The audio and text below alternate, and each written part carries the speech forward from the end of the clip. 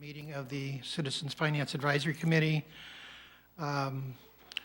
Welcome, Kathy. Welcome back, Michael and Jean. We're still waiting for Brian, who's expected, but we have a quorum, so we're going to proceed anyway. Welcome to the members of the public, city staff, and to Councilmember Edwards, who is our council liaison. We have a full agenda today. Actually, we have a meeting coming in after this, so we're going to be constrained to get this work done by 5 o'clock, no matter what. I'll do my best to keep us on task. So we'll need to work quickly and efficiently. Our first order of business is to select a chair and a vice chair. I'd be pleased to continue as your chair, subject to your approval, and suggest Michael, the other veteran on the committee, as its vice chair, subject to your approval. Are there any other nominations for these positions? No. Okay. Motion and second? Second? Will the clerk call the roll, please? Vice Chair Peck, Yes. Committee Member Dorfman, absent. Committee Member Johnson, Aye. Committee Member Hoverstein, yes. Committee Member Woody. Yes. Thank you. The next item on the agenda is announcements from the committee members. We do have several new people. Kathy, do you want to start and introduce yourselves to us and the public? Okay, my name is Kathy Hoverstein.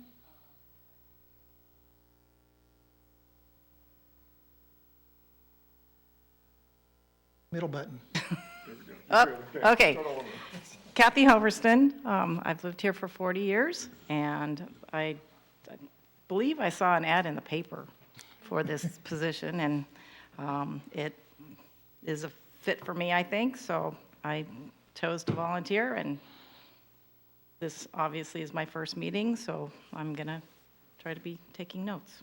Thank you. Michael? Any comments or introductions? Yeah, it's not my first time at the rodeo sitting here as a member of this committee. It's an honor to be sitting here amongst all of you here today. My name is Michael Aaron Woody. My family has been in the city of Morro Bay for God knows how many hundreds of years, and it goes on and on and on. I'm a professional civil engineer by trade. As far as what we're doing here today, it's, can't express enough how important this is, what we do here in this particular chamber, although sometimes it's referred to as one of the most boring committees to be on, is actually probably one of the most important, definitely, because what we're doing here is giving to the community an ability to feel confident in their local government and what we're doing financially and taking care of their monies and making sure that we properly represent this entire community. So it is a real honor to be appointed to this board, and thank you. Thank you. I'll echo Michael's comments. There are a lot of committees you can serve on, but if we don't solve the money problem, the rest of it doesn't matter. So as your chairman, I'll move the meeting along efficiently. I'm kind of known for always ending on time or early, so that's my first responsibility to you. You have other lives to live. So Jean? Yes, this is my first active meeting after having been to a couple inactive meetings, and very excited to serve. 10-year resident of Morro Bay, and committed to the ongoing sustainability and livability of this town. Thank you. The first item on our agenda is a report from the director, Ms. Johnson-Rios. Thank you, Chair Peck. I do have a few comments for you, but first and foremost, I'd like to introduce our council liaison and give her a few moments to introduce herself. Councilmember Cindy Edwards. Hello. I'd like to thank all of you for your service, first and foremost. For Michael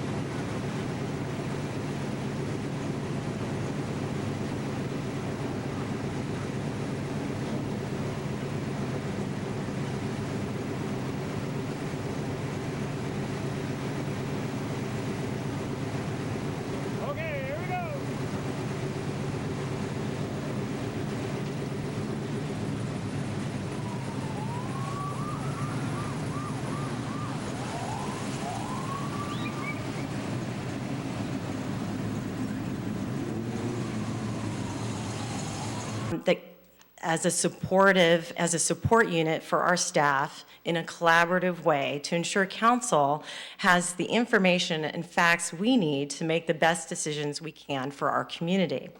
Providing clarity for you and your body of work is necessary. Understanding CFAC's responsibilities, and looking beyond Measure Q and E expenditures and budgeting, but also in the ways that you were initially created to handle.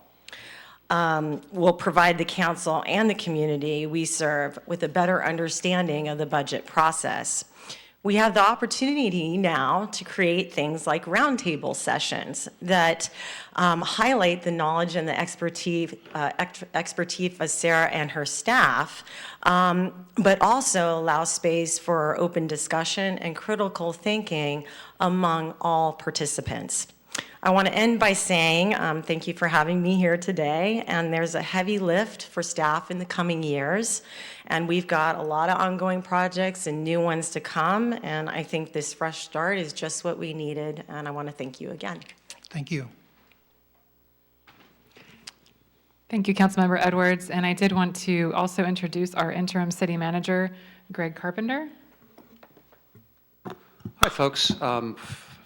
I've been here for about 2 months. You have a really unique and beautiful town here. I can understand why you live here and why you want to serve. The city is going through a process of hiring a permanent city manager. We hope to have someone on board in about 2 months. I'll be here with the city team for another 2 months through the budget process. I did want to take an opportunity to thank Sarah and her finance team and all the executives, as well as the council, for putting the draft budget together. It was quite a bit of work. I know it sounds kind of boring, but budgets actually are pretty exciting documents. They're a forecast, they're a plan, and they're also a real important disclosure document for the public, and which is, I think, where you folks come in. It's a long document. I think we're going to focus on sort of the high points tonight, and I'm glad to be here. Thank you. Thank you, Mr. Carpenter. And since we do have some new committee members and we don't typically have a full staff cadre here, I do want to just very briefly introduce the staff that's here so that you know who's working for you and for the City Council and the community. We have Kelly Mattis, our Senior Admin Services Analyst. She plays the lead role in our budget development, and so she's especially critical today. Thank you, Kelly. And then we have our finance manager, Emily Conrad, who is responsible for accounting, financial reporting, utility billing, accounts payable, and the list goes on. And so she will come to CFAC as needed on occasion. And then we have Erica Castillo, who's on her first day with the City of Morro Bay today. And so you're among the first to meet our newest employee. Erica is our account clerk 3, and she'll be taking minutes for the CFAC meetings going forward. And then we do have an unusual attendance by some of our exec team members today. We have our Public Works Director, Greg Kwolek, our Police Chief, Amy Watkins, and our Fire Chief, Dan McCrane, here today because their departments have budget in the Measure Q&E Fund, and we want them to be available for any questions that you may have. With that, just thank you again to the new members for volunteering your time. And you do have a full agenda today before you. Very broadly, I wanted to echo Councilmember Edwards' comments. The scope of work that is before you is twofold.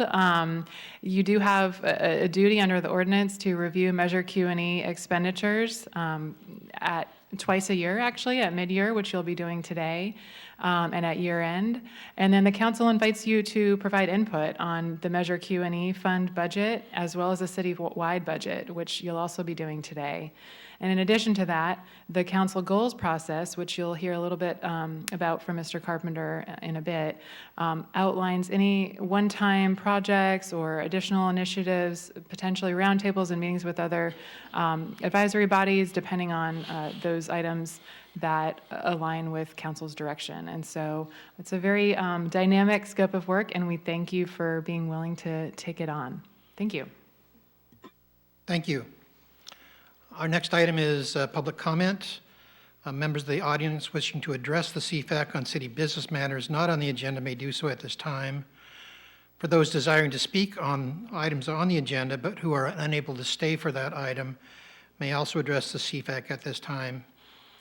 You may also address them at the time when the agenda item is presented. Is there anybody who wishes to speak under public comment? Seeing none, we will move on to the next item, which is the consent calendar. The only item on our consent calendar is approval of minutes for the January 31st, 2023 Citizens Oversight Finance Advisory Committee special meeting. Has everyone had a chance to review those? Right now, are there any modifications to the proposed minutes?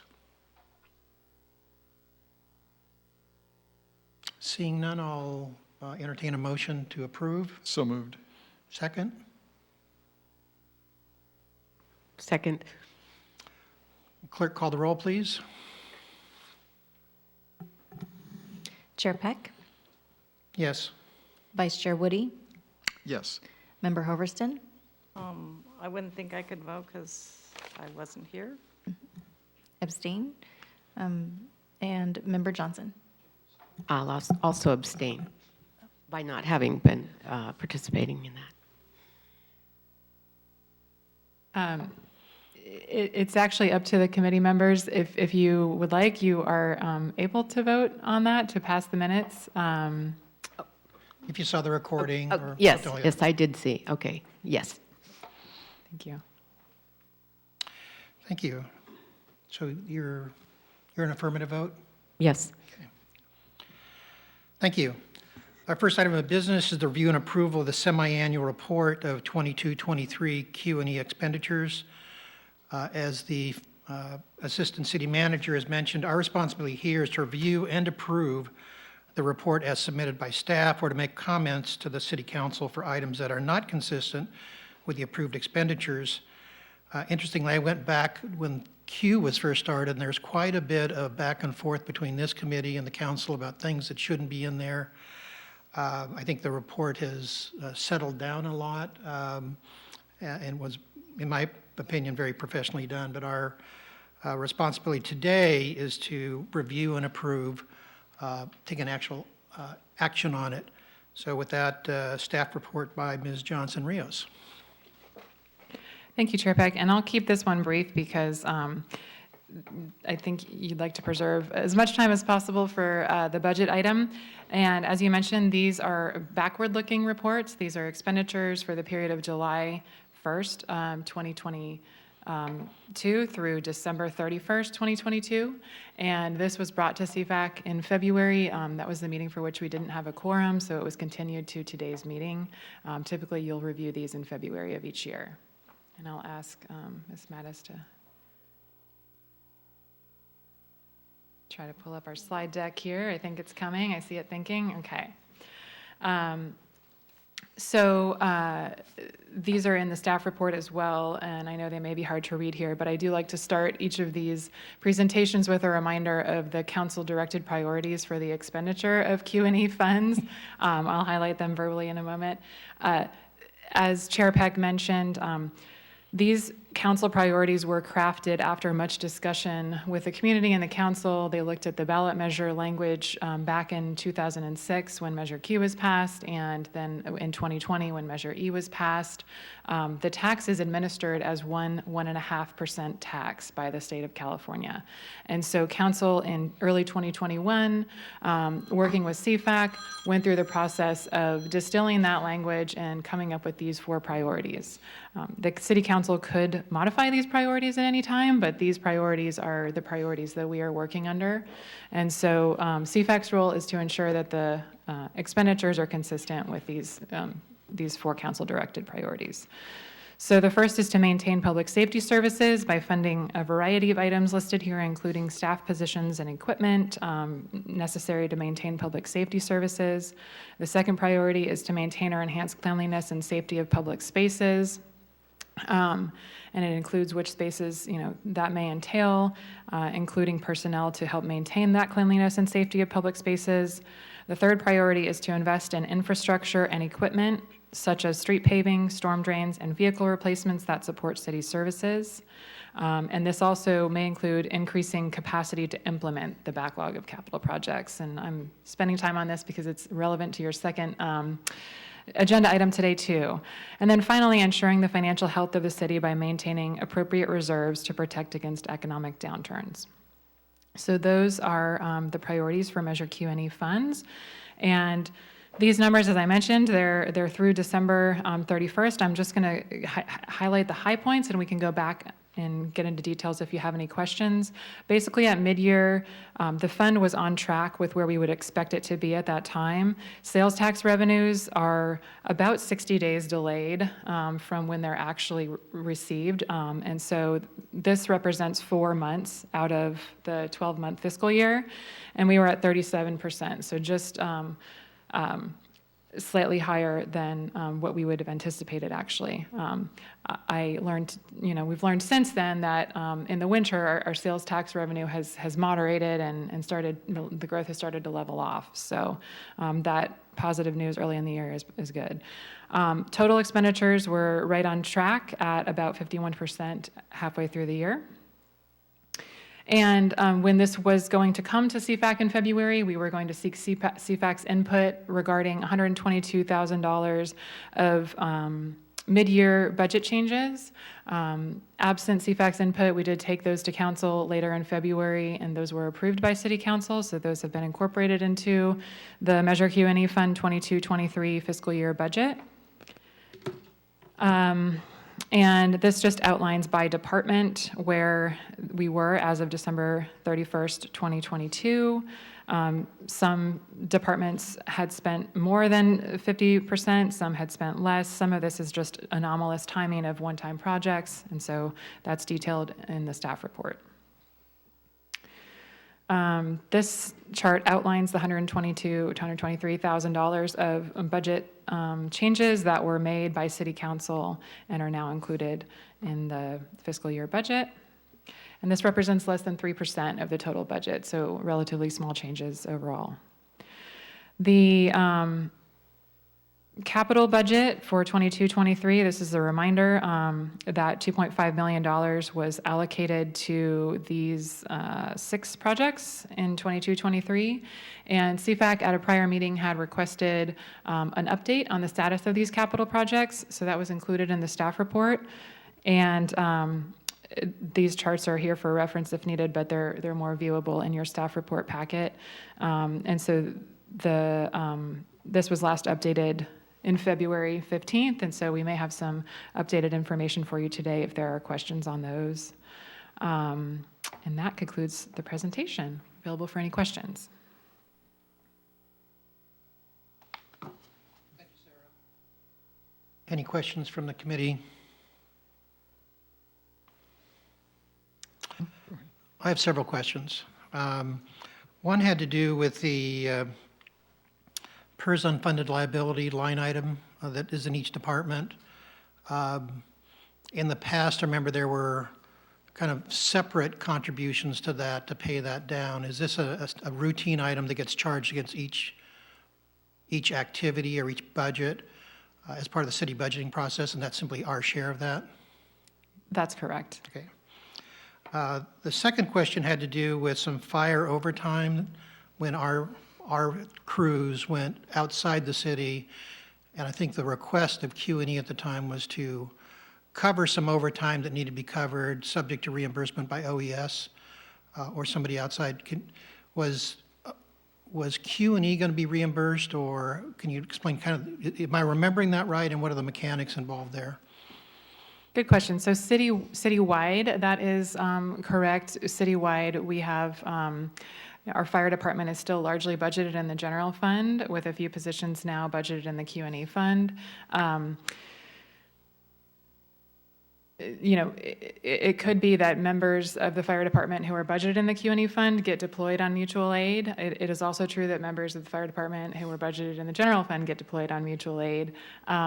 We have not yet taken a step to reimburse Measure Q&E or to analyze which portion of overtime is associated with mutual aid deployments. We've actually been talking internally about ways to track that more specifically, even just for other uses, so we have a better sense of what portion of our overtime is related to just covering service in Morro Bay, Right. absent any mutual aid, and then what portion is attributable to mutual aid.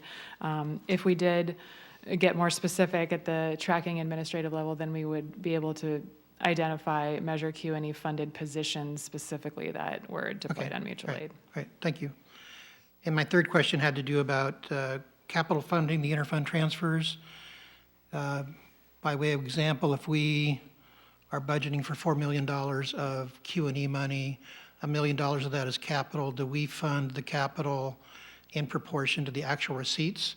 Or is that money kind of swept from reserves, just in terms of the mechanics of how that gets funded over the budget year? Good question. We don't wait for the money to come in to appropriate it to a capital project. And the reason for that is because typically with a capital project, we would need to be awarding, contracts for design and construction. And so it would require us to essentially wait a fiscal year if we were to wait for the full revenue amount to be received before appropriating that to a capital project. And the reason for my comment on that is that I think we had a little over $4 million in revenue this past year and $5.1 million of expense because we were always in surplus. That doesn't appear to be the case in the future. So I think we just need to be cautious that we're not sitting on a cushion where we can transfer that money. And if we end up short, do we end up funding capital or we end up not funding public safety? So I just want to be conscious of the fact that we don't have that luxury of a significant carryover from year to year anymore. Yep. No questions by I have a question. Kathy? I know this report's only through December 31st, and I was thinking about all the flooding that happened, and assuming that there's quite a few costs that were involved with that. Is it somehow decided that some of the extra costs come through Measures Q&E, or how does it get split up between the various factions? Good question. We have contemplated using general fund emergency reserves, and actually at mid-year in February, Council appropriated some roughly 1.8 million of general fund dollars for general fund and water and sewer dollars collectively for storm recovery work. And in the proposed 23-24 budget that you're going to see, we are relying on those funds as well. And so while Measure Q&E funds can be spent within that prioritization on capital projects such as storm drains and street pavement, there may be some scope of some of those storm drain and pavement projects that may be addressing infrastructure that was damaged by storms, but our storm recovery projects by and large are just using general fund dollars. Okay. Yeah, specifically on the ADA accessibility upgrades at Quintana and Main Street intersection. I've had a couple of people ask me about that, and I've gone through that intersection numerous times in the morning with a good pair of running shoes on. Exactly what's being done at that intersection for improvements, so that way I can relay this to people out there in the community correctly. I think our Public Works team can answer that for us. Sorry to pull this up. City Engineer Eric Ridio, I didn't Yeah. get a chance to introduce him earlier. Good afternoon. It's Eric Ridio, City Engineer. Sure. That project is still very early. Okay. As far as what's been scoped, we did receive funding from CDBG for some audible push buttons. Since then, the city did apply for a SLOCOG Community Betterments Grant and was awarded late last year. And it has expanded the scope of the project in that was about 470,000 from SlowCog. So we have not issued an RFP for design yet, but that is certainly next. Is it going to be just signal improvements, or are we going to add the scope as far as full ADA, so curb ramps and looking at pedestrian accessibility, integration with the bike path as well? Okay. Possibly looking at a signal phase that would tie into the bike path. So those are some of the things we're discussing, and we're going to be putting in the scope of work for the RFP. Oh, it's fantastic. Yeah, because I know that sometimes that intersection gets tricky when you're on foot out there. So, yeah, so the work on that's greatly appreciated. But, and ballpark, when would you anticipate a project like this being completed? And I know the answer is you put a date on the table and then all of a sudden you find out we got to bump it 3 months or something like that. So put me in a ballpark of where this is going from a time standpoint. So we were hoping to, There you go. I mean, the flooding and all of these concerns have certainly not, have kind of compounded the time that we're able to move the project forward, but we're hoping to be under design by the end of the year, and then probably within a year in construction, so.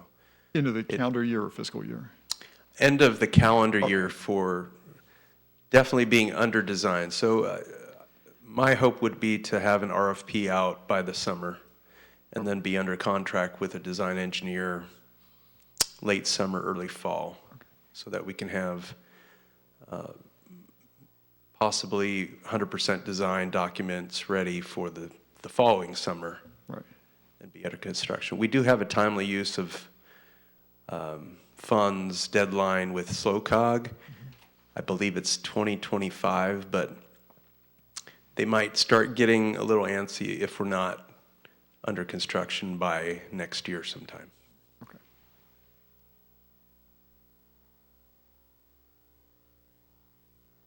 Welcome, Brian. Thanks. Sorry for running. Yeah. Any other questions from the committee? There's no agenda correspondence on this matter that I'm aware of. Public testimony on this matter? Seeing none. AGP, anybody in the queue? Thank you so much. Currently, let me double check. Just a moment. I do not see any raised hands in the queue. Thank you. Any final committee discussion on the matter? I'll entertain a motion to approve or the report submitted by staff. I'll make that motion.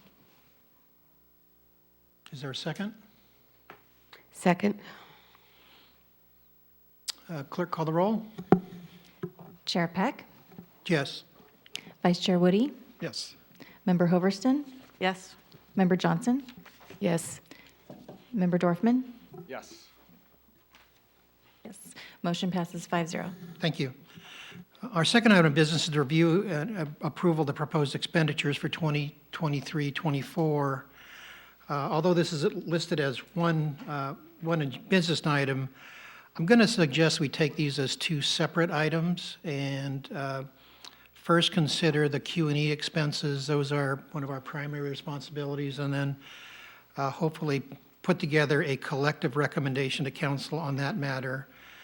And as a second item under that business item, to review the remainder of the proposed budget, which may not be in the same level of detail, but could be a collective recommendation or could simply be individual member comments, which is what we've done in the past. Is that an acceptable approach? Thank you. Staff report by Ms. Johnson-Rios. Thank you, Chair Peck. And if I could ask a clarifying question, I do have the presentation broken down into a citywide portion and a Q&E portion. Would you like me to start with? However you can get through it best. Yeah, it's up to you. Okay. If you can focus on well, do it the way it's presented. Okay, I was planning to start with the citywide to give you some context, but I'll go through that as quickly as possible, and we can come back to that with any questions. Sure. And I'll try to spend a little more time on the Q&A. Thank you. And I'm actually going to have our interim city manager, Greg Carpenter, kick this off for us. All right, well, we started this year's budget process with strategic planning, and you know, that makes a lot of sense because it's an opportunity to get input from staff, from the community, and from the city council, and refocus on where we want to focus our efforts in the coming years. And the allocation of resources, both staff time and then dollars through the budget process is real important to that process. So we did a community survey. We surveyed the boards and advisory groups. We surveyed city staff, the council. We had several working sessions, and out of those sessions and from the community input, the city council decided to focus on 4 major goal areas for the next 2 years. And I'll go through those goals and then tell you some of the major objectives in each of those goal areas. But the 4 goals were focus on public infrastructure, economic vitality, housing and homeless response, and then finally community engagement. So under the first, public infrastructure, what we heard loud and clear was that the public really wants us to address our streets, our sidewalks. In some cases, we had failing storm drains. We have issues with sewer and water lines, really quite a bit of both storm-related, but also just age-related infrastructure work to do. One other thing we want to take a look at as an objective under public infrastructure is updating the development impact fee. Those are the fees that developers pay to offset the impacts they're going to have on city infrastructure. And I raise that one because that may be an area where the council asks for CFAC assistance as that study develops. The third sort of major area is storm recovery. Again, that affects our streets, our storm drains, buildings in some cases. And then one other objective under this goal is an update of this building that we're sitting in currently to improve it, improve its functionality, improve its image as it represents the city. Under economic vitality, focuses on economic development efforts, including looking at a strategy, developing a strategy and looking at the best use long-term of all the city-owned properties and the way that city-owned properties are managed and leased. Developing potentially a paid parking program was also an area that council wants us to look at in the coming year for the Embarcadero, potentially the Rock area. Under housing and homelessness response, major objectives there include looking at and identifying locations for housing development and potentially a location for a small homeless shelter in the city. Cooperating with our regional partners in their housing plans and homelessness plans, and also improving the permitting process and looking at potential ways to streamline development standards in the city to encourage more and more expeditious development. And finally, under the community engagement goal, some major objectives for coming years there include leveraging partnerships with community organizations, with boards and commissions like this one, a historic preservation ordinance, taking a look at that, and potentially implementing a preservation of historic buildings in the city to help preserve them and also tell the story of the history of the city. And finally, developing and implementing an official communications plan and bringing on board some expertise in that area to help the city better communicate with the businesses and residents. So based on that strategic plan, those objectives, we then move forward with adopting a draft budget that really focuses the available resources in those 4 major areas. Ms. Rios is going to give us an overview of what the city's current financial situation is looking, or our future financial situation is looking like, and then the high points of the proposed budget. Great, thank you, Mr. Carpenter. So the fiscal year 23-24 budget, which goes from July 1st, 2023 through June 30th, 2024, the expenditure budget totals $56.1 million. When we say net of or excluding transfers, that means we're not counting any of the money that gets appropriated to be moved into another fund. Primarily, that's when operating funds move money to capital funds to be spent on capital projects. So that 56 million is comprised of 36.6 million for the operating budget. That means all the services that the city provides and the programs, et cetera. And then 19.5 million is our capital, proposed capital budget. And that's a pretty significant capital budget for an operating budget of that size. And I'll talk more about that in a bit. That's a 3.5% expenditure increase from the 22-23 budget overall. And then on the revenue side, our proposed budget totals 45.9 million, which is a decrease of 1%. That's largely due to the end of the federal COVID relief money. So the difference between the revenue and expenditures is available fund balance in various funds, water and sewer largely, that we're utilizing for capital projects. And those are one time. And so a bit about where the city's money comes from. 47%, almost half, of our citywide revenues come from current services. These include water rates, sewer rates, fees for service like recreation programs, planning fees, and basically a variety of fees that individuals pay for specific services. The other largest portions, which you can see in the kind of blue, gold, and orange colors here, are from tax revenue. So almost 15.5% comes from sales and use tax. That includes the Measure E and Measure Q funds, and also our base Bradley Burns sales tax, which goes into the general fund. Property taxes represents the next largest share at 11.5%. And then transient occupancy tax, which is the 10% portion of the tax that gets paid during visitor stays of less than 30 days, that represents 9.5% of the city's revenues. And there are a number of smaller revenue types outlined here. Another way to look at this is revenue by fund. So the general fund is the city's flexible, unrestricted funding source that accounts for 44% of the city's revenues. And then the next largest sources are the water and sewer funds. And you can see here that the Measure Q&E fund is representing now almost 9% of the city's citywide budget. So it's a growing percentage, and it's certainly helping the city to maintain our ongoing services and the ability to start funding some capital needs. So looking at the expenditures, it's a pretty similar pie. The water and sewer funds are a little larger in this chart than in the chart before, because that's accounting for some of those transfers to be spent on capital. So that reflects the use of some of those one-time funds for capital in the fiscal year 23-24 budget. And then another view is to look at this by department, and this is including all funds. So that's why the Public Works Department in this chart is the largest, because they're providing water and sewer services, as well as the general and Q&E funded services, including administration, engineering, maintenance, et cetera. And then police is the next largest departmental budget at 15.5% of the city's expenditures. And then fire is the next largest at 11%. And then the other administrative and community development departments represent, and harbor department represent 6% or less each.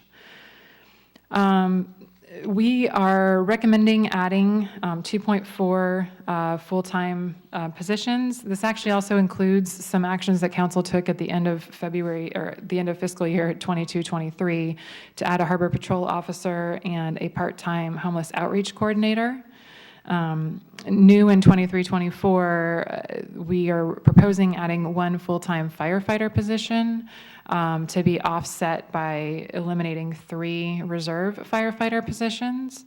And then finally, the addition of a proposed senior civil engineer position to help deliver the capital projects. We've fortunately been able to fund more capital work. We haven't yet caught up with the staff capacity to deliver that work, and the Public Works team can provide more information on that if you're interested. And then our part-time staffing, so those are the city's full-time staff members. Our part-time staffing, we are recommending adding, as I mentioned, the half-time homeless outreach coordinator was added at the end of 22-23, so that will show up in 23-24, and also a part-time police reserve officer to help the department maintain adequate staffing and coverage. And then there are some smaller, much smaller changes administratively throughout the city for a total of 1.8 FTE equivalent positions on the part-time staffing list. The other personnel item to note citywide is that the city, like most cities in California, faces some challenges in paying for what's called the unfunded liability portion of the CalPERS obligation, and we could have a whole session on this. And in fact, CFAC has had several sessions on CalPERS, and we can revisit that as needed. But the long story short is that the city's expenses are going to increase as this chart shows over the next decade, and so the city has taken and is continuing to take many steps to prepare for that. So this proposed budget recommends allocating $1.1 million in addition to $1.1 million allocated in the prior year budget to put aside in a pension trust fund to help us essentially make those increased payments in the out years without having to hopefully reduce services anywhere in the city at that time. We can talk more about that if you have questions. The budget also presents a one-year CIP plan, and this one-year plan is the funding that council is actually considering approving in this year. We also present a multi-year plan, but they're just approving budget for the first year. That represents $19.5 million for 31 projects, and I've highlighted some of the larger chunks here. The $6.8 million for WARF, this is not in addition to the project budget. This just represents the ongoing planned expenditures for this project. And then we have sewer main replacement projects, a variety of smaller sewer projects, a handful of smaller water projects, and then fortunately we're able to invest another $2.1 million in rotary paving in addition to the roughly $2 million that was invested in 22-23. And then to the storm recovery question, this budget recommends about $1.9 million in additional storm recovery funding. There are still questions around, exactly how much the city's going to need to expend on full storm recovery and on how much we may be eligible to get reimbursed by FEMA and our insurance, et cetera. So that may be an area where, we need to go back to council during the fiscal year to as we learn more. But this budget includes some placeholders in there as staff moves forward with that work. And then finally, this $0.8 million that is recommended for the 141 intersection is actually not Q&E funds this year. We have some developer impact fee funding that is eligible to be used on that project, and in fact, some funding that is specifically required to be used on that project. That's what comprises that $0.8 million there, and then a number of smaller projects that represent that 31. I won't spend too much time on this because the multi-year plan, which you can review in detail on the budget, is a point-in-time snapshot of what we know today about our capital needs and our plans for the next 5 years. The city is also undergoing capital needs assessments to better inform us and the community on the full scope of capital needs, and that is also an area referring back to the council goals, where when we have that information, we would be, council would likely be seeking CFAC's input on how to best finance those. We've been basically paying pay-as-you-go for our capital needs, with the exception of the water reclamation facility project, which we've got low-interest loans for. And we may need to evaluate whether we have the ability to do some debt financing for capital, but that would be down the road once we have a better understanding of what the priority projects are and the full range of costs. So the reason we're showing these numbers here is because they actually do get put into our 5-year forecasts that are presented in the budget. So that's the consistent thread there. The multi-year CIP plan feeds into those 5-year forecasts, and it'll be updated annually as we get better information about those capital needs. So the next piece, and I'll go through these quickly, and then we can come back to them if needed, is our 5-year forecast, just so you have the context for your discussion about the budget. These forecast assumptions, I'll just talk through big picture. Our revenues are actually leveling off. Our revenue growth is slowing. The city had very fortunate, double-digit revenue growth in some categories coming out of the pandemic. And we have been able to use some of that one-time money for some of these capital projects. We are projecting that revenue growth to really level off to more of our baseline growth, which is kind of in the 2 to 4% range. And what you're seeing here is, middling around 3% for most of our key revenue sources. On the expenditure side, we're expecting expenditures to grow faster than revenues are growing, which is a challenge. The city, like all of us as individuals, is impacted by inflation. It costs us more to maintain the current level of services when things get more expensive, and that's what we're seeing. The construction cost index specifically has increased faster than even just inflation on general consumer goods, and that makes it more challenging to deliver these capital projects as they keep getting more expensive. So.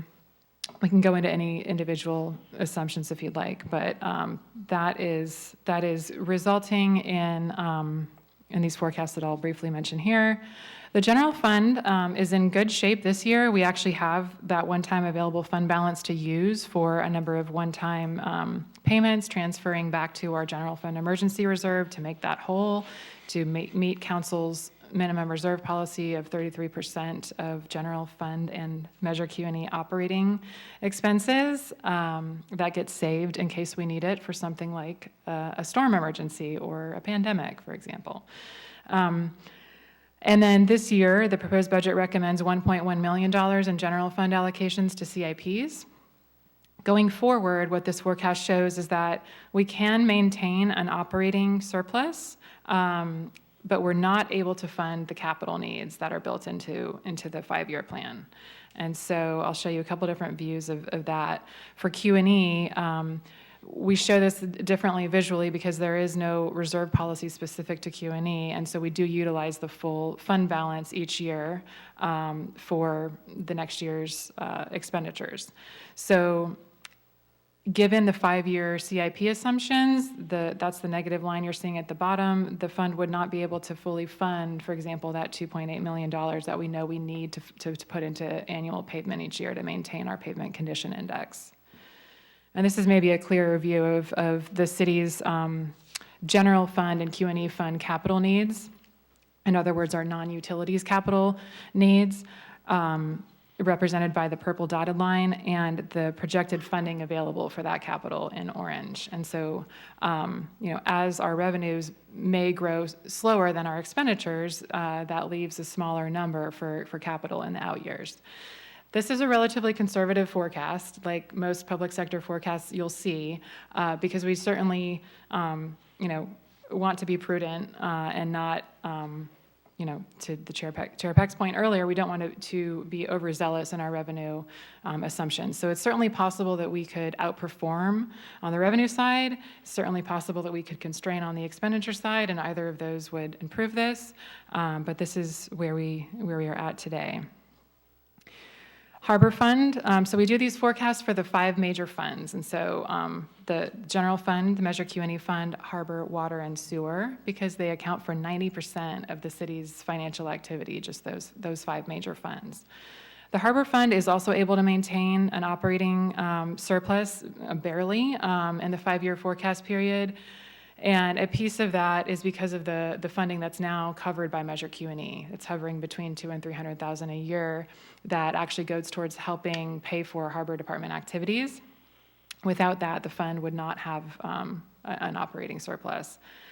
However, we know that there are significant capital needs in the harbor, and those are being assessed right now as well, and we'll certainly have a challenge funding those. Similar story for the water and sewer funds. They are able to maintain an operating surplus in the 5-year forecast period. They're not able to continue meeting capital needs during the forecast period at the current revenue levels. And these are our baseline forecasts, so they're not assuming any rate increases, and that's what you're seeing over time, with no revenue increases and with ongoing expenditure increases just to deliver the core services, the fund's capacity to do capital will be further and further constrained absent any other action. And same story on the water fund side. We would never let a fund actually go negative. What that means is that we wouldn't be able to do those capital projects in the out years.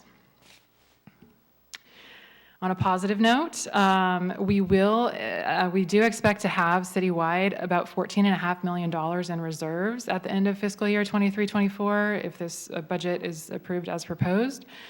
That would put us in a place where we are meeting, as I mentioned, the Council's General Fund Emergency Reserve Policy, and we are meeting all of the reserve policies. The Council has several different reserve policies for all of these different funds. We would be meeting all of them.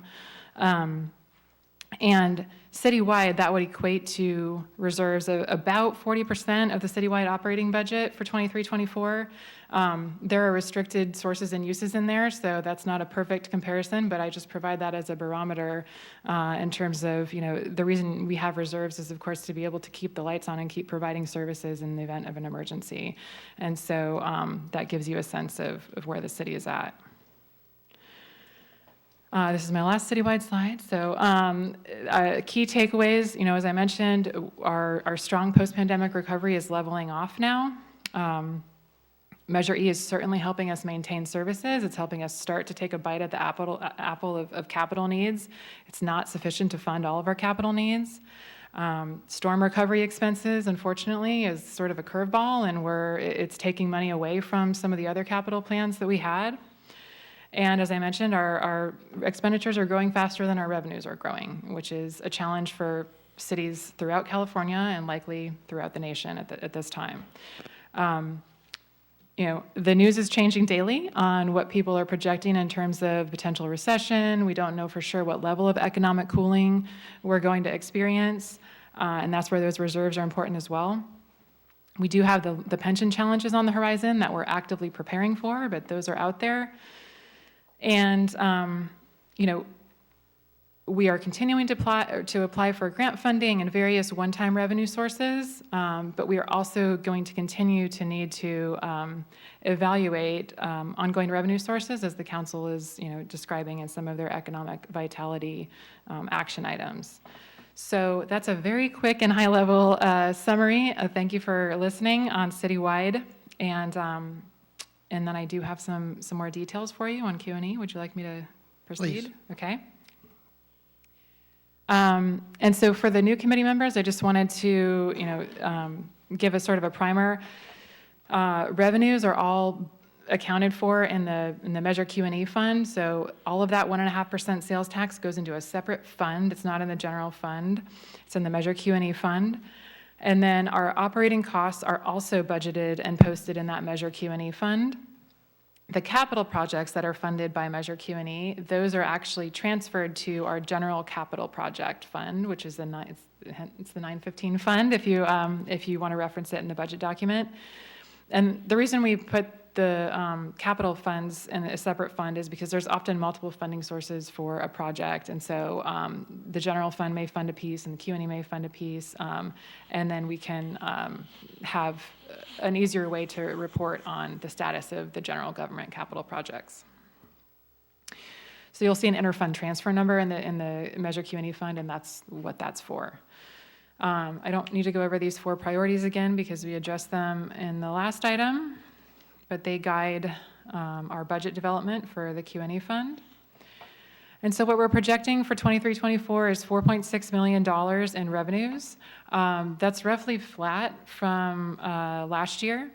And I just actually spoke with our sales tax folks, HDL, again this morning. They are maintaining that flat projection for 23-24.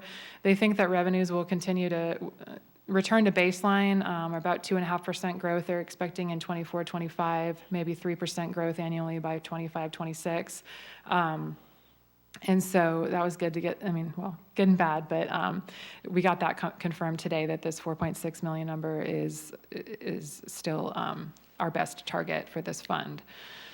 We are recommending $5.7 million in expenditure budget, and the difference there is coming from fund balance. And so again, we're using that post-COVID recovery money, basically the high growth in sales tax for the last 2 years to help us fund some one-time capital needs. So $3.4 million is recommended for operating and 2.3 for capital projects, which we'll jump into. I just addressed this, and then there have been questions from CFAC in the past about if we're just taking HDL's number at face value or how we handle that. This number is based on about 95% of HDL's revenue projection, and so it's slightly conservative, but not overly conservative. We don't want to leave a lot of money on the table, but we don't want to miss our revenue target. So that's the methodology for that. And they provide statewide forecasts, and I think they came and gave a presentation to CFAC at the October meeting, which would probably be a good recording to watch for those of you who are new and are interested to learn all about the ins and outs of where this revenue comes from, how it's different from our general Bradley Burns sales tax, and how HDL does statewide sales tax revenue projections that inform our budget. So I'm going to breeze through this one and jump into the details. Basically, we have this is essentially how the pie breaks down by department, and I'll go into each department in a moment.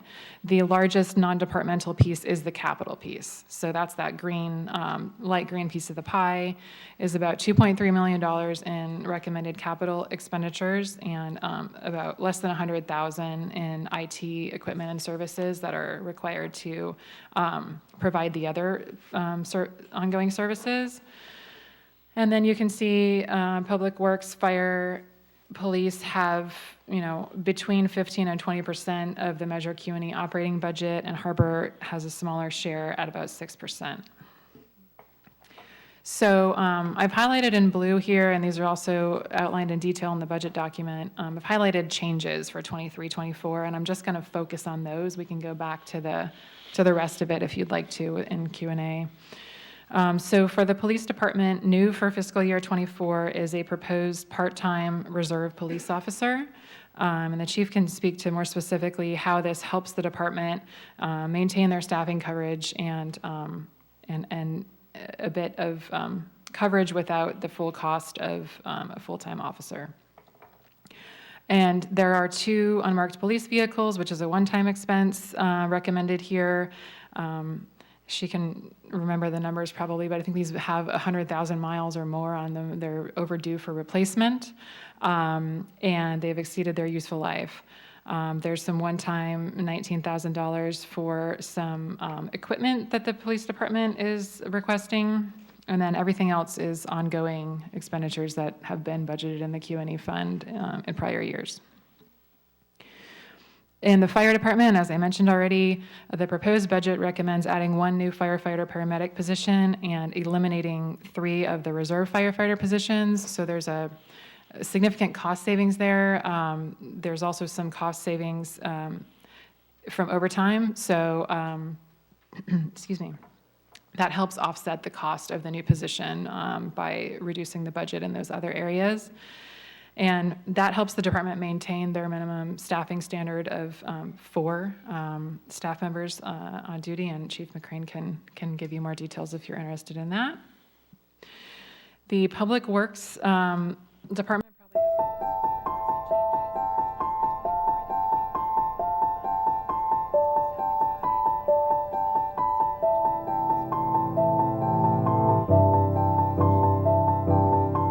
probably water, sewer, and harbor funds, because that position is anticipated to work on a variety of projects for those enterprise funds. So not a very significant cost for the Q&E fund, but certainly something that is needed to help deliver those capital projects that we're recommending. And then on the supplies and services side, there are a number of new items in 23-24, including a pavement rating contract, city facilities repairs, plumbing repairs in the fire department. That's actually a reappropriation of money that won't be spent in 22-23, so that money will be saved in 22-23 and is recommended to be budgeted in 23-24. And then the larger dollars are for sidewalk curb repairs, storm drain repairs, and on-call street repairs. And so this is in response to the council goals around public infrastructure and having the ability to do smaller projects on call as needed. And the Public Works team can give you some more information about that if you're interested. And then the harbor department is largely the same as in prior years, although I will say the disposal costs are anticipated to potentially increase a bit, but for the same scope of work there.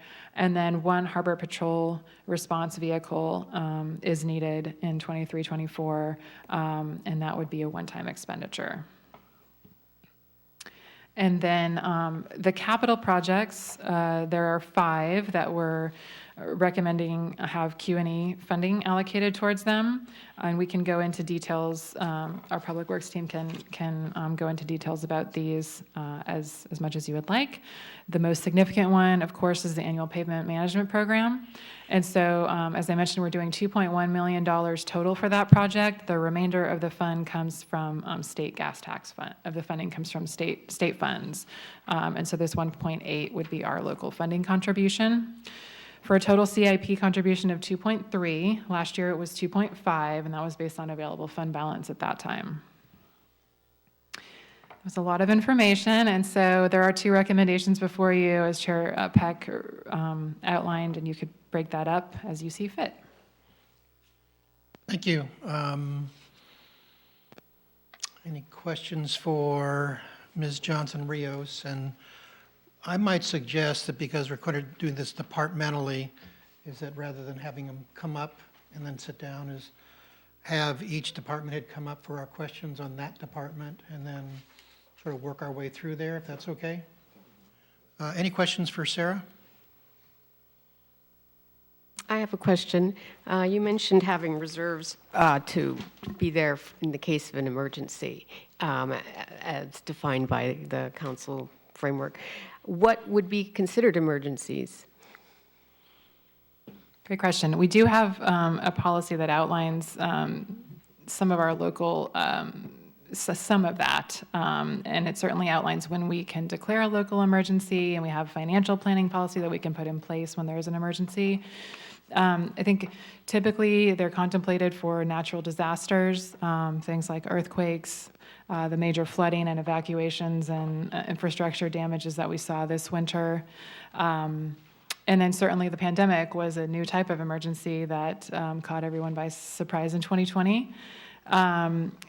In some communities, wildfires, and so, am I forgetting anything? Well, this year, the floods, right? Yes, we use them for the floods. And then, if there were an unforeseen fiscal emergency, the council could consider utilizing those funds if needed. But the city has only used them recently for natural disaster and pandemic response. Thank you.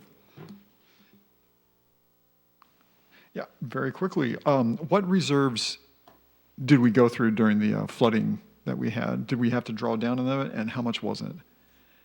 Good question. We did. I think it was about 1.4 million that we drew down in mid-year. And so this proposed budget would put all of that back and then some to get us to that 33% of operating again.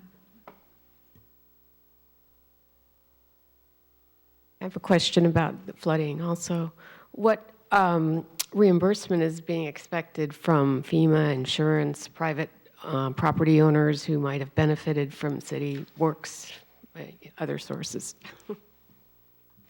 Yeah, so FEMA would be, and insurance would be our primary 2 avenues to pursue, and we're actively pursuing both of those, and I don't yet have dollar amounts, unfortunately.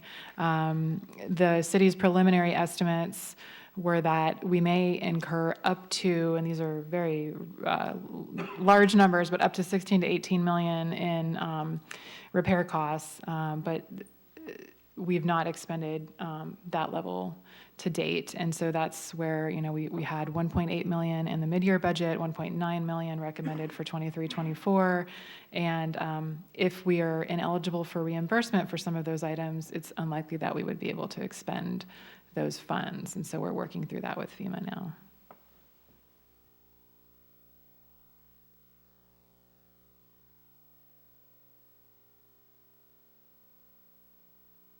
Aaron and I've sparred over the years about the growth rate in sales tax. I can confirm in talking to the business community. I can confirm in talking to the business community that their sales are going to be relatively flat. This next coming years, the reservoirs are full. There's snow on the ground. It's beautiful in the mountains. And over the past 2 or 3 years, people have been almost forced to come to Morro Bay, and thank you for your sales tax dollars very much. That's not going to occur for the next 2 or 3 years. And if we have a recession, a slow recession at the end of the year, beginning next year, we will feel it. They will not come here. So I appreciate the conservative approach. We're hearing that retail sales will be flat.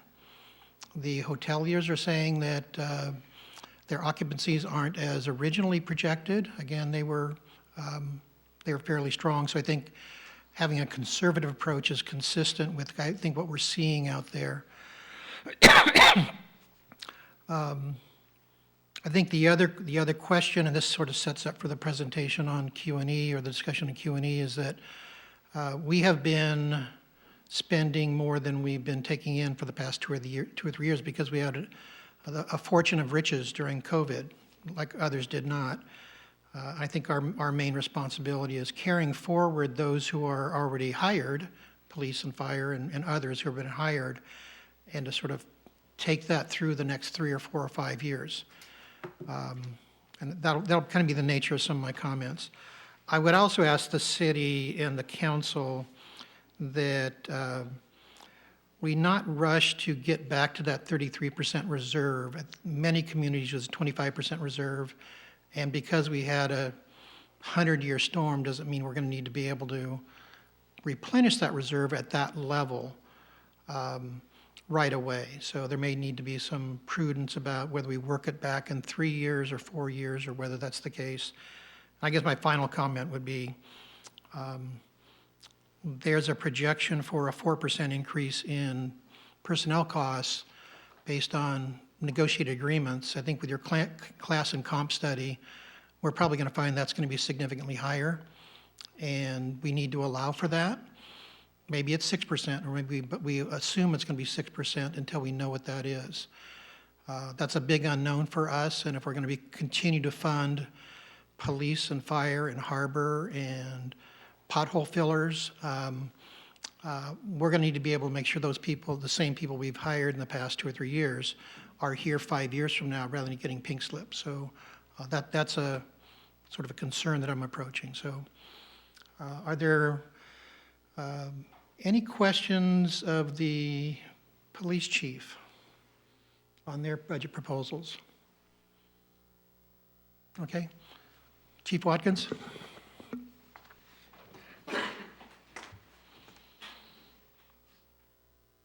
Thank you. I got a question over this one. This is interesting. The automated license plate reader camera system. What exactly is that? So the automated license plate reader system, or also known as ALPR, Okay. is exactly that, a camera system that takes photographs of license plates, rear license plates, of people entering or exiting the city of Morro Bay. This is simply a photograph. The software itself allows that license plate to be uploaded into our Department of Justice hot list. Mm-hmm. So any license plate that is on this list that can consist of stolen vehicles, Amber Alerts, anything that would constitute maybe an investigation where a wanted subject is associated with a vehicle, that vehicle would give an immediate alert to the officers who are on duty. And then the officers can respond, and they have to be able to confirm the vehicle, confirm the plate through our CLETS system, which is, so there's nothing necessarily privacy-wise that the camera holds or stores. Each license plate must be verified by the officer on scene through our dispatch center, so nothing really changes. All this does is it gives us an avenue to document vehicles that enter and exit our city. So it's a crime prevention tool, it's an investigative tool, and it's something that is becoming the industry standard across the state of California and many other states. Sure, and I've seen it work really, really well in other communities when they've had, proverbially, the bad guy goes through their town, they're caught very, very quickly, and it makes everything extremely efficient. I know sometimes I hear back from people that will say, you hear automated license plate reader, and it turns into Big Brother's kicking in. You guys are gonna, I don't think you have any care what's inside my Jeep anytime soon, not that I'm aware of. No, as a matter of fact, this takes a picture of the license plate and the overall vehicle. It does not photograph the driver. It doesn't photograph people. It doesn't photograph anyone walking by the camera. So this is specifically for license plates. And one of the things that they've found in communities that it's a huge crime prevention is something that we've experienced here in Morro Bay recently is our catalytic converter thefts. Oh, okay. Learned something new on that. Okay, that was all I needed. Thanks. Other questions for Chief Watkins? I did have a question on the vehicles. Those vehicles are for positions that are funded with Q&E, is that correct? Or those general PD vehicles? These are police department vehicles. One is for our detective, and one is for an administrative sergeant. Both of these positions are on an on-call basis, so if we have an investigation that requires 24-hour response, that's what those individuals, that's what they have, a vehicle they take home with them that has their equipment and everything they need to address immediately that investigation. So it is for our admin sergeant, who is also our detective sergeant, and our detective. Thank you. Any other questions?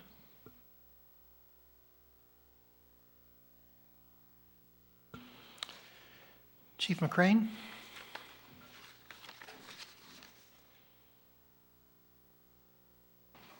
Good afternoon. Good afternoon. Any questions for the fire chief? Well, you get off easy today, don't you? All right, well, thank you. Thank you. Public Works Director Qualick.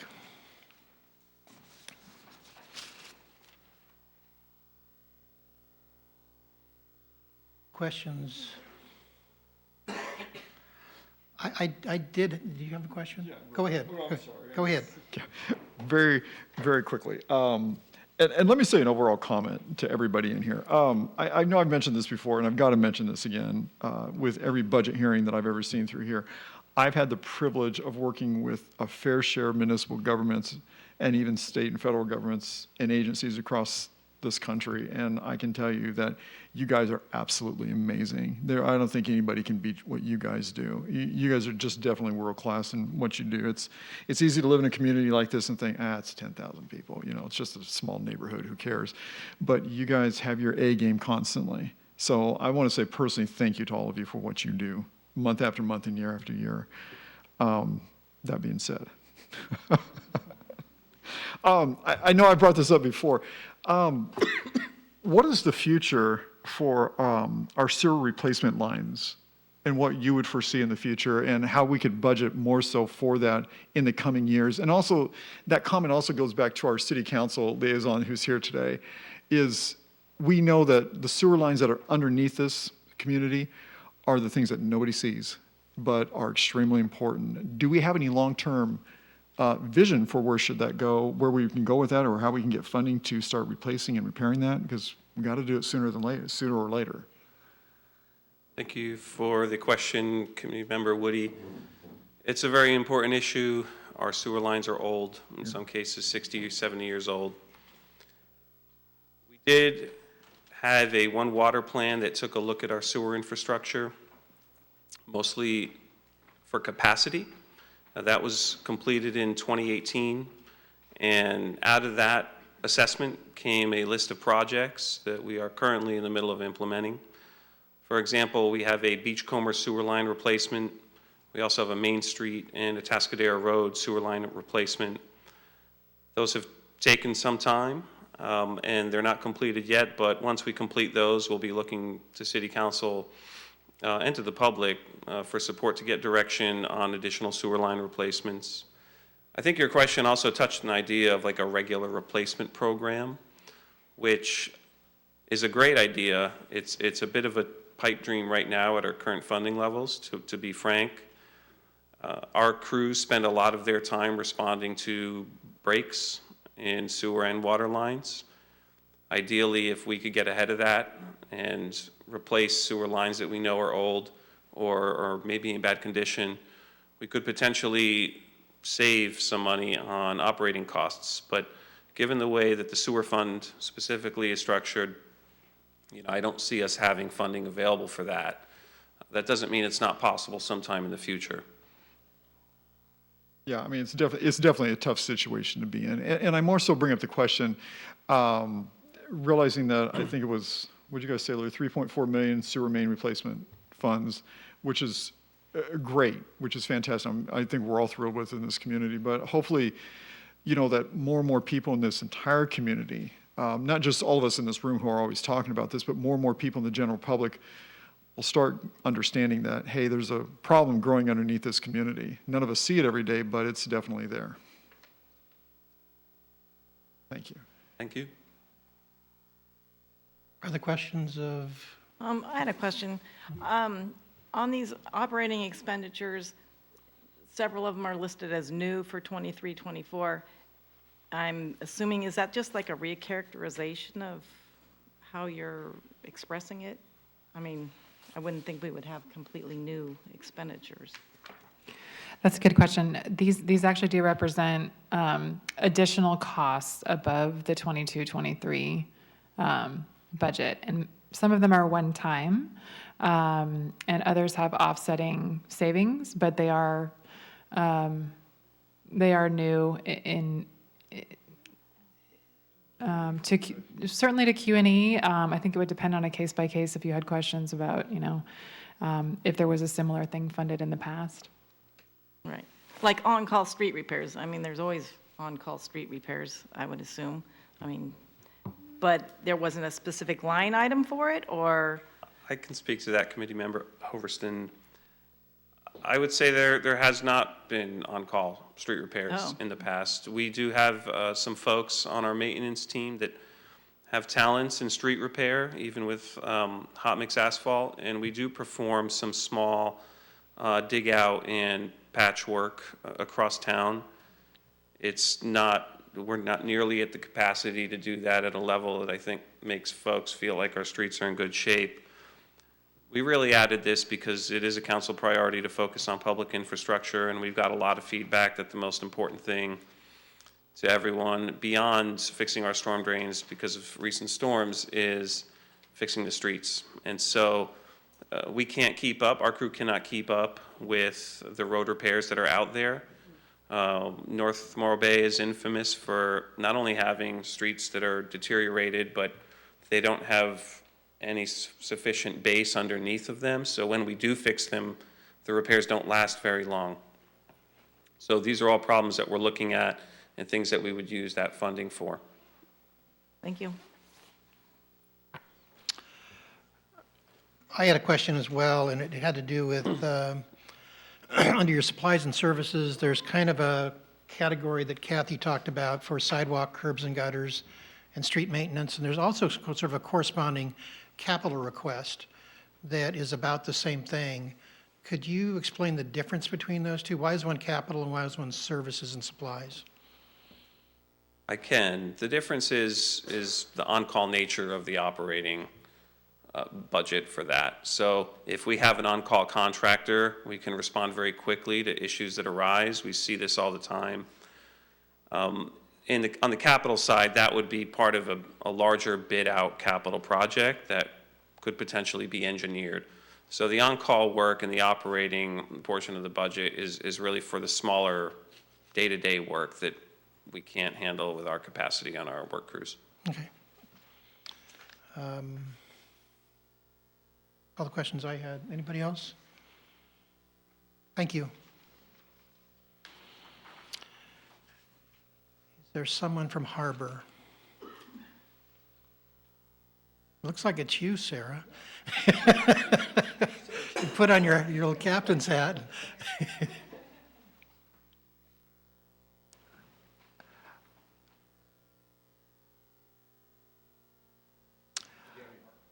I did. I had a question about the vehicle replacement. There appears to be an $800,000 fund balance, and was wondering, is the vehicle that's being replaced associated something that Q&E is directly funding? Or is that an item more appropriately taken out of their fund balance and their replacement? I think it's a good question.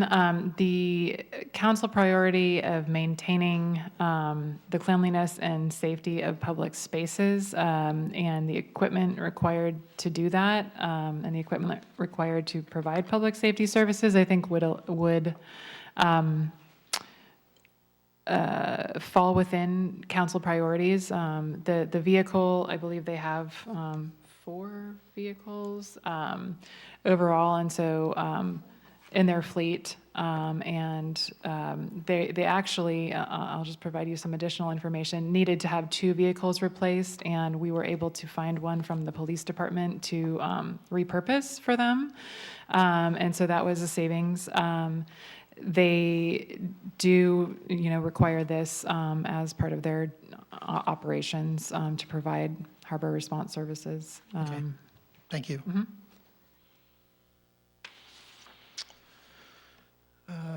We need to move on pretty quickly, and I need to open the hearing. There's no agenda correspondence on this matter, as I understand it. Is there public testimony on this matter? Mr. Alexander.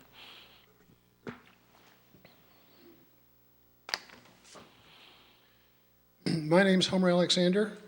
I've studied the Morro Bay budgets for a number of years, and the format of this one is the best and easiest to understand. This is also the first time in the last 3 years that your committee has had the chance to review the entire citywide budget. I especially like the pages that forecast the combined general Q&E funds. I also thought the pages that summarize the transfers made it easier to follow how the money flowed in and out of the various funds.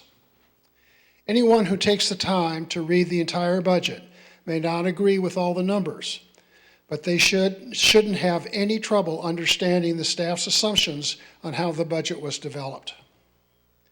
All that being said, I noticed a couple of areas that you may want to discuss with the staff during your deliberations. Although in the budget, inflation is mentioned as one of the reasons for the increase in expenditures, yet revenue inflation is only calculated at half of the amount of the inflation for expenses. Why wouldn't inflation affect both equally? Specifically, there are 2 revenue categories that I disagree with the staff's projections and Mr. Peck's recent comments. The combined sales tax revenue in the general and Q&E funds in the proposed budget is a decrease from the amount that is projected this year. Adjusted for inflation, that means our businesses can expect a 6% decline in real growth. TOT in the proposed budget is $4.4 million, which is only a $100,000 increase or 2.3% above the current year's projections. Considering the Hampton Inn is coming online in the next several weeks, coupled with the addition of 2 smaller motels, which will increase the available rooms by approximately 10%, I'm not sure that this makes sense. In the appendix, which deals with each capital project, 15 of the 31 involve construction. The rest are studies for vehicles, are either studies or for vehicle purchases. Of the 15 construction projects, 13 include a line item for consulting services for a total of a little less than $1.7 million. Is the $1.7 million for specifically engineering services that are unique for each project? If so, what function will the second engineer perform? The old wastewater treatment plant required about half of the utility division staff to operate it because of its antiquated controls. The new plant, with the state-of-the-art SCADA system, should run with fewer people. I was surprised that the proposed budget didn't reflect a headcount reduction in the utility division. In the detail for the Highway 141 intersection project, the funding source includes a grant of $5.9 million in the full year 2025. This represents 60% of the total project funding. Who is the grantor? Does the city have a sense of whether the grant funding will be secured? My concern is that if the grant doesn't happen, is less than projected, or the construction costs are higher than the estimate, what is Plan B? Regarding Q&E, the first years after Q&E was passed, the City Council just allocated the revenue to police, fire, and public works, and left the money, how the money would be spent up to the departments. In those early years, the committee determined that several expenses didn't conform to what the voters were promised and recommended to the City Council that the expenses be charged back to the general fund. With only one exception, the City Council agreed. For some time, the departments have submitted detailed lists for their use of the Q&E funds. Since their 2023-24 requests are part of the overall budget, in all likelihood, those requests will be approved by the City Council in June. Unless the department grossly overspends, there really won't be any recommendations you can make in your oversight role when you review these expenses in January of 2025. My point is, if there are any Q&E expenses on this list for next year that you don't think match what the voters agreed to, now is the time to make your recommendations to the City Council. Thank you for your time, and I appreciate the extended period you gave me, Mr. Peck. Thank you. Any other public comments? AGP, is there anybody in the queue? Thank you. Currently, I do not see any raised hands in the queue. Thank you. I'll bring it back to committee discussion and recommendations. Vice Chair Woody, do you have some recommendations and suggestions? Yeah, first thing I'll recommend is I learn how to use my microphone correctly. My understanding was that we're going to break this down into two motions. Is that where you wanted to go with this? Yes. One specifically for Q&E, because that's the kind of the heart of our responsibility. Come to conclusion and a recommendation on that one, and then discuss maybe individual recommendations or a collective recommendation on the balance of the budget. Okay. That we will have sufficient time to deal with Q&E in detail. Would it be appropriate if I ask a question of staff at this point? Sure. Regarding this, okay. The public comment that was given up here brings up an interesting point about use of Q&E funds over the years. To our city staff, going through this, our staff report under expenditures for Q&E funds on page 6 of 27 under expenditures, when it gets into the original discussion, forgive me, I'm sure we're all on the same page. Starts at the bottom of the page.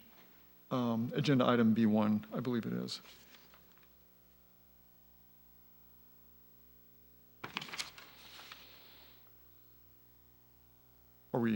Did you get it? I did. I think you may be referring to the prior agenda item. Yeah, the prior agenda item. I'm going back to the notes off of that because since it relates back to the Okay. budget. You know, when it comes to, prioritizing what people were told, what the Q&E funds would be used for, in particular the Measure E funds that were adopted, if I'm reading this correctly, we have a total expenditure of $5.2 million for the year, projected. Adopted budget of $5.2 million for this particular calendar year, I believe, that we're in the middle of. If,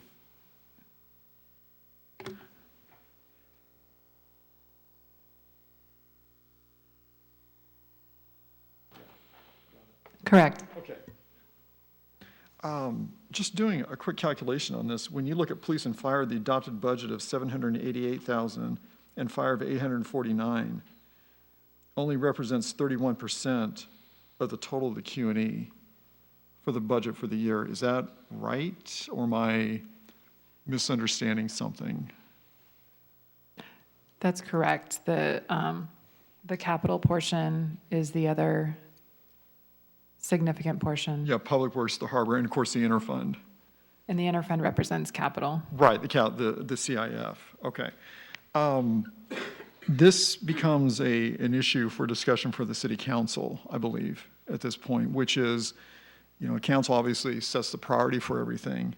Is this where we as a community want to go with these Q&E funds, given the fact that, a large part of this, when you look through the ballot statements and whatnot, was based on the idea of people being told this was a public emergencies, police, fire, safety measure. But yet, when we look at what we're looking at right now, and unless I'm incorrect on this, only 31% of it is actually going towards police and fire, while the rest is going towards Public Works, harbor, and interfund. Now, we have every right in the world to do that based on the actual reading legally of the actual Measure E funds that were adopted and everything was adopted. But it brings up an interesting question. What's our moral responsibility here, considering what the community was told as a whole when they adopted this? And is 31% really the right ratio? Should we be spending more of this on this and less on these other items here, Public Works, Harbor, Interfund? And with the Interfund, transfers, reading from the staff report, the Interfund transfers represent the transfers to the Capital Improvement Fund and the fire station loan payoff contribution with no changes since budget adoption. Are we being a bit disingenuous to the community? And I think it's a question that all of us need to ask ourselves. And I'm not here to point fingers at everybody and say this is what happened, because obviously the budget was adopted last fiscal year, but maybe something for the city council and the mayors during budget discussions to take a look at during all of this. Because the community was pretty much told one thing if you go back to the ballot statements. And to know that only 31% of all of this is being used for those types of items, maybe it's something we should be talking about. So. Are there specific items that, in what's proposed, that you think aren't consistent with Q&E? Legally, they're consistent with Q&E. I do believe that. I do believe that everything was done by the letter of the law.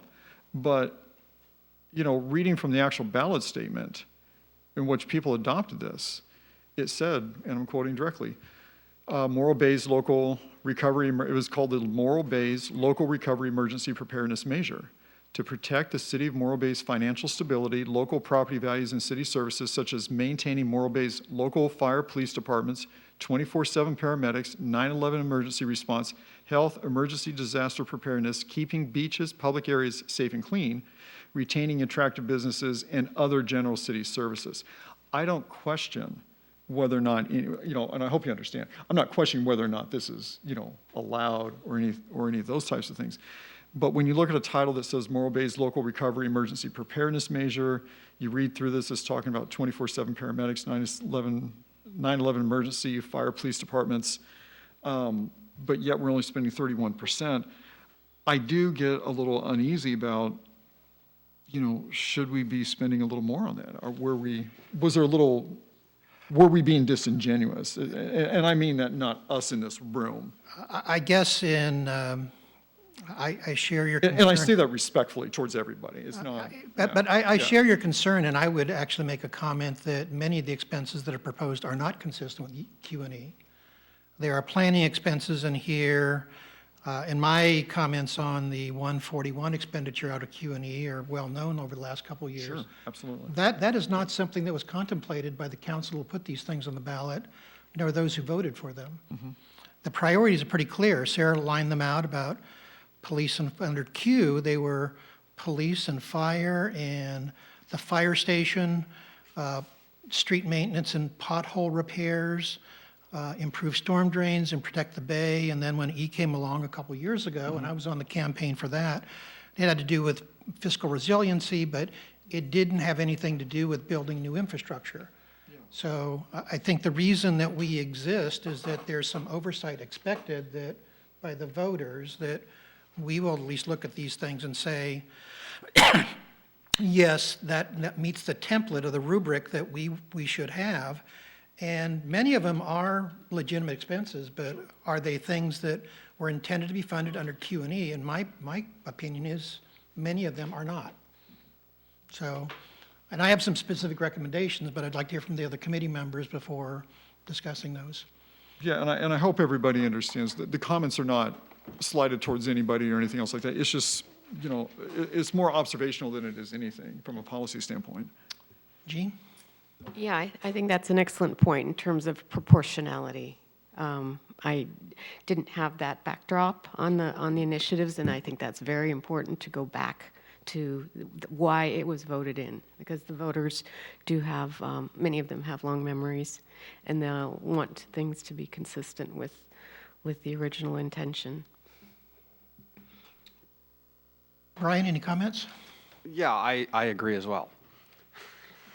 I think it'd be great to revisit some of these things and just, you know, see where we are today with it, because some of the comments about studies being done and money allocated and whatnot kind of caught my attention. Then when you mentioned the allocation of funds and how'd that go, how to get off track, and is it off track, and things like that. So I'd be interested in that. So I will provide some background, and, you know, Homer could probably provide more than I do, but this was originally advertised as a $2 million fund when it started out. We are well above that because of the growth in sales taxes over the first few years, but the largesse of the past 2 or 3 years is going to go away. So before making my suggestions or others, Kathy, do you have anything? Yeah, I guess I would be siding a little bit differently. I'm just thinking how, well, everything is pretty much intermeshed together. I mean, you can't, if you're talking, I don't know, harbor patrol safety or fire department safety, you've got to include the changes to Highway 41 and Highway 1, the intersection, because it's all interrelated, it seems like to me. So, you know, I reading through all this, and I did read the measures specifically as well. I was wondering how the percentages were allocated. So I guess that's my answer as far as that goes. They're not really percentages per se. Thank you. My suggestion for an action could be, we need to come to some sort of action relatively soon, so we have some discussion. The hearing's closed, Homer. We need to get on to an action. So I have no objection to the police budget. It's a kind of a marginal increase in the previous year's allocation. The same thing on fire. We paid off the fire station last year. That was one of the original objectives of Q. On public works, I think having a clear identification of the various items for pavement repair and pothole repair and some storm drainage repair is good. However, I'm not supportive of the senior engineer position because that can be actually funded out of capital. I think there was a comment made that if that's a capital improvement program manager, then there's always a an allocation for program management in any capital budget, and ought to be funded out of there. What I'm concerned about is we're going to have a lot less money to spend on capital, and that we not bring a full-time employee on that will have to be funded in perpetuity out of a declining area of funds. I think on harbor, I understand that this is the vehicle is one position, it's been whittled down to one. What we funded last year, I think, meets the criteria for keeping beaches and public areas safe and clean. I think that they probably have adequate money to replace their own vehicle. That would be my recommendation. My comments have probably more to do with capital. I think with the exception of the trash can replacement, I'm not supportive of the studies that are recommended for the active transportation plan, the local road safety plan. If the sidewalk repair and improvements, if that's augmenting that piece, then that's from out of operating is fine. What I read in the active transportation plan is that we're going to pay for a plan, and I think it says $67,000 this year, but if you look at the detail in the capital budget, there's actually a second year of funding that's expected out of Q&E, that will come to us and they'll say, we're a third of the way through, we need to finish it, we need your money to finish it. And as useful as things like that are, it isn't a Q&E expense. It's a circulation element expense. It's a circulation fee expense. Pull it out of that fund. The same thing for the local road safety. The way I read that capital improvement is that we're going to pay for a plan, we're going to fund improvements that'll then go to the PWAB to decide what to do.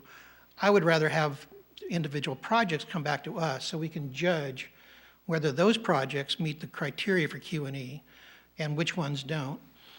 As I mentioned at the very beginning, I'm very concerned that there is not enough money long-term to support what we've already started. And as I look at the capital budgets, even though we're only approving a year, it appears to me that there's a significant tap on Q&E over the next 5 years, assumed. There's $2.5 million of road improvements that we can't afford every year. And I think there just needs to be some right sizing in this budget as it goes to council to say, what can we afford?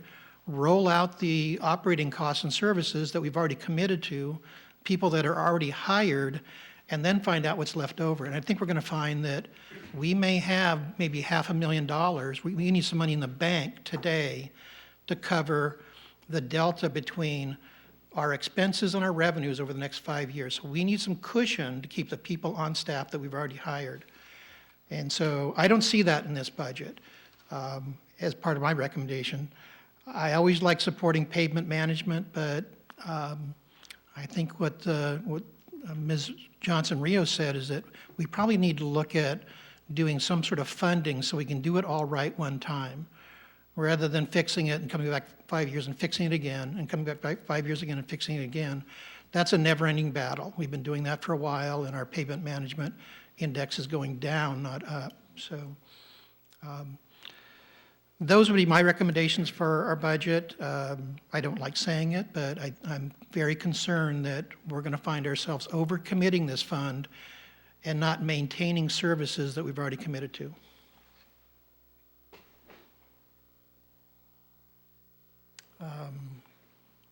I'll make that a motion.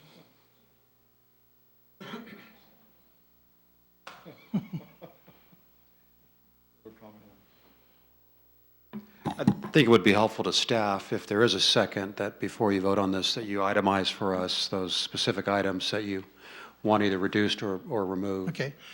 I would propose that the active transportation plan and corridor studies be eliminated from Q&E, that the local road and safety plan, implementation and safety improvements be eliminated, that the trash and recycling can replacements be included.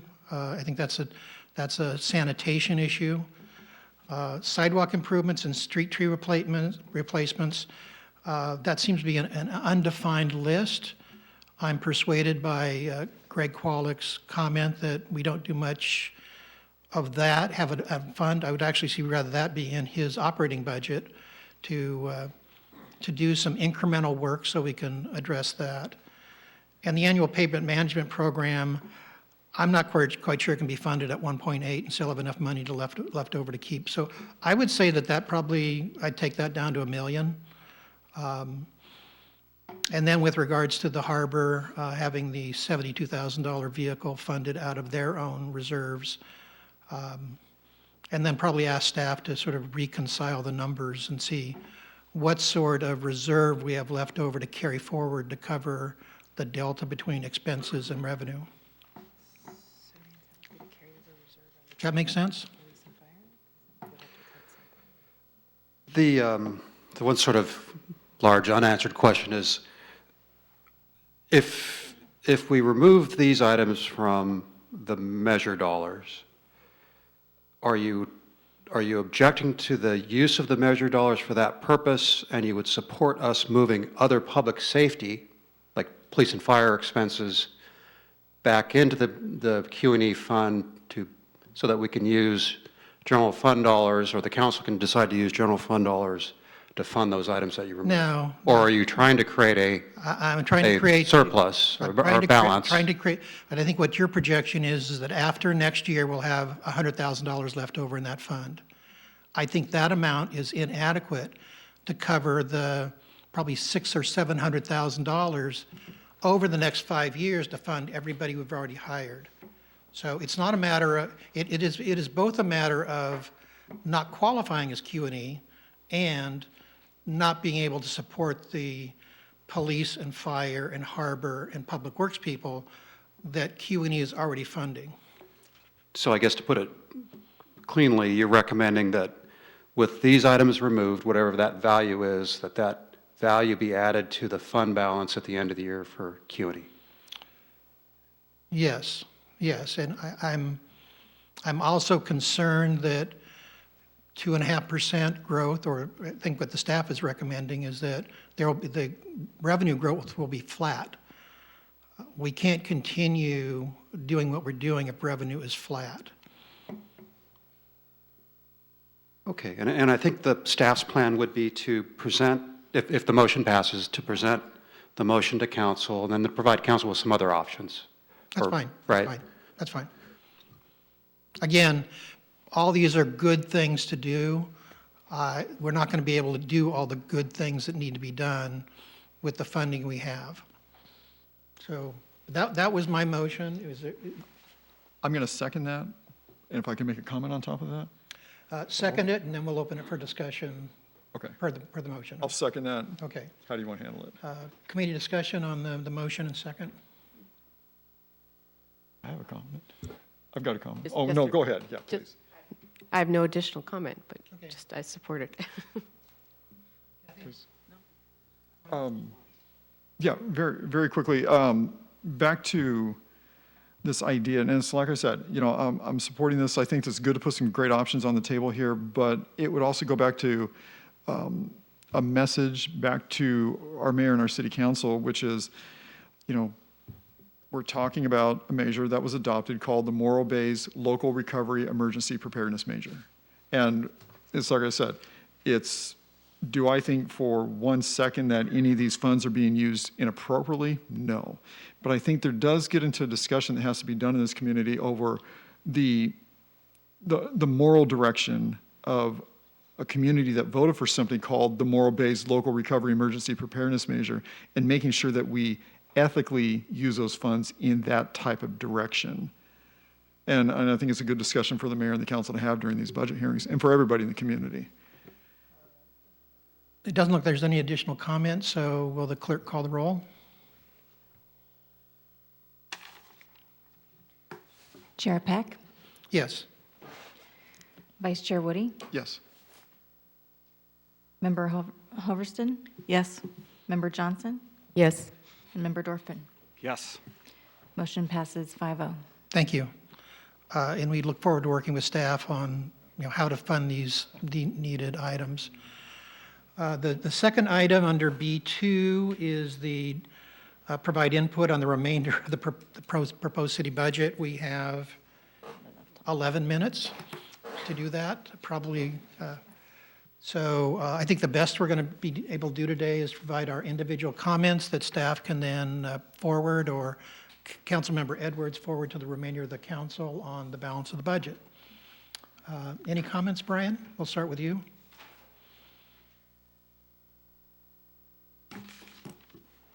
I know we have limited time, so maybe I'll just use it all up. No, I haven't looked at this as much, and I'm a lot on the revenue side, which we haven't talked about at all, so I'm really excited to have that conversation at some point. So that's really my input. Okay. Jean? I have no additional comments. Kathy? I have no additional comments. Okay. I did have a couple comments. Number one is I didn't see anything in the budget that talked about some immediate things we can do to enhance revenue, whether that's economic development items. We've obviously had a revenue problem for some time. Just looking at the harbor revenues, which are based on business volume, it's been relatively flat for 10 years. So are there items that need to be addressed by council to raise the tide that's going to float the rest of the boat? So I'd encourage them to look at that. Nothing specific.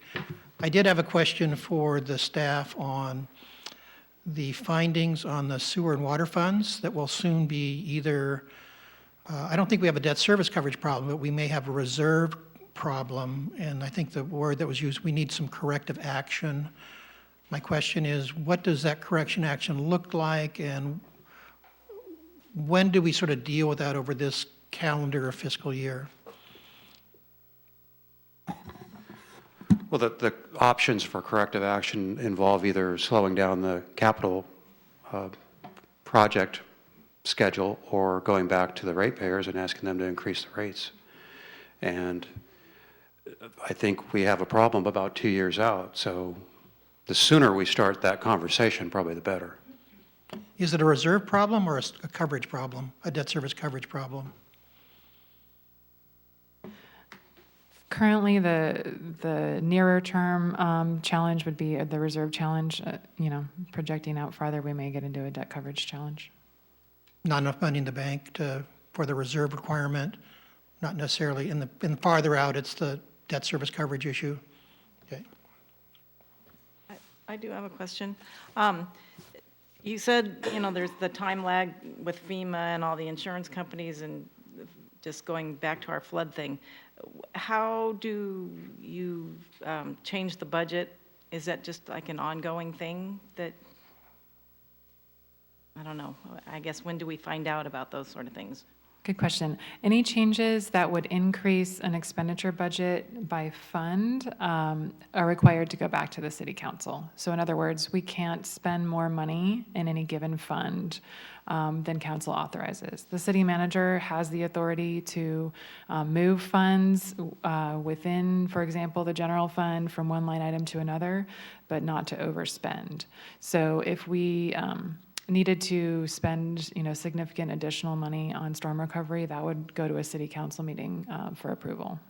Right, but I was just thinking of like the revenue side. I mean, this would be money coming in, say, from FEMA. How is that reflected in the reports? We would, depending on the timing, we also take revenue budget amendments, typically at mid-year or at budget time. And that's a way to inform the public of anticipating additional revenues. Anecdotally, it can take multiple years for cities to get reimbursed by FEMA, so that may not even happen in the 23-24 budget. If it does, then we could return to council at that time. So it does happen, though, in the time that in the fiscal year that it actually, you receive it?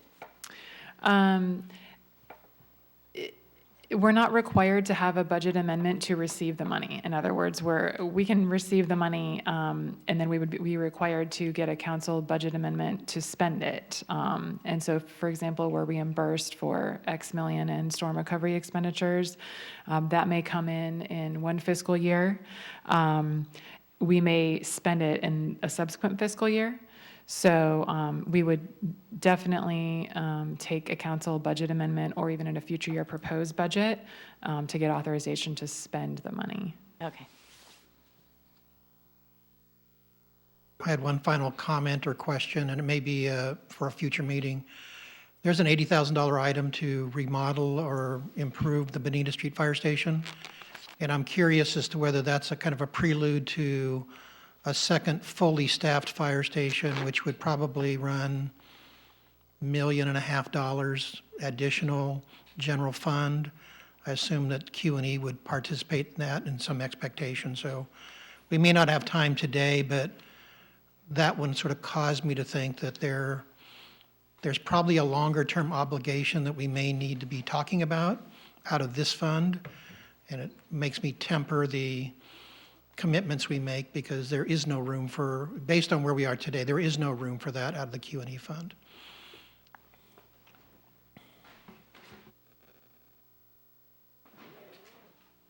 Good afternoon. So the money that's put aside in this budget for our Bonita Street Station is to look at the design of a remodel and to give us plans that then we could look at funding sources either through FEMA grants and things like that as a way to actually do the construction of it.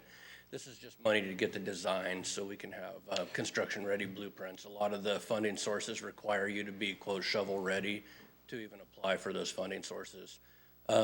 We don't have a plan in place to move to staff that station yet, but we are, in the long term looking at a need for that. It was identified back in 2004.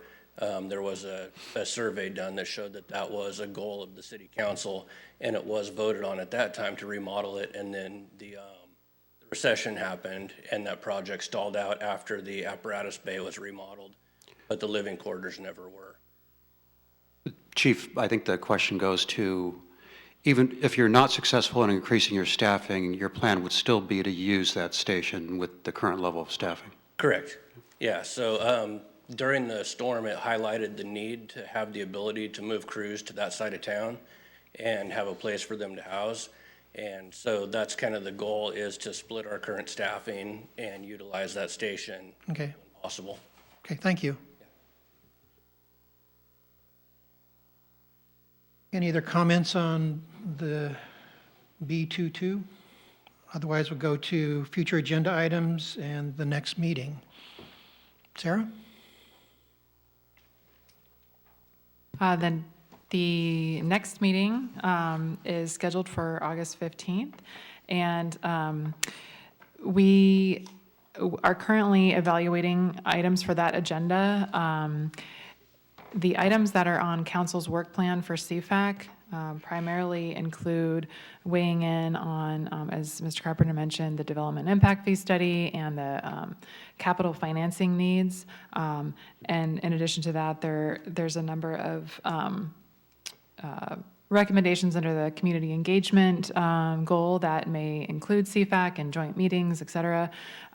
We are not yet certain about the timing of those for August, so we would update the committee closer to that time. And I just also want to emphasize, we can schedule special meetings at any time, so when those items are ready for your review, even if it doesn't align with your August or October meeting, for example, we could pull the committee and find alternative dates. Thank you. Yeah, I, for one, would encourage more meetings. Sounds like we've got some pretty heady issues to deal with, and hitting them just based on that schedule we've established seems not very timely for the purposes of council and staff. So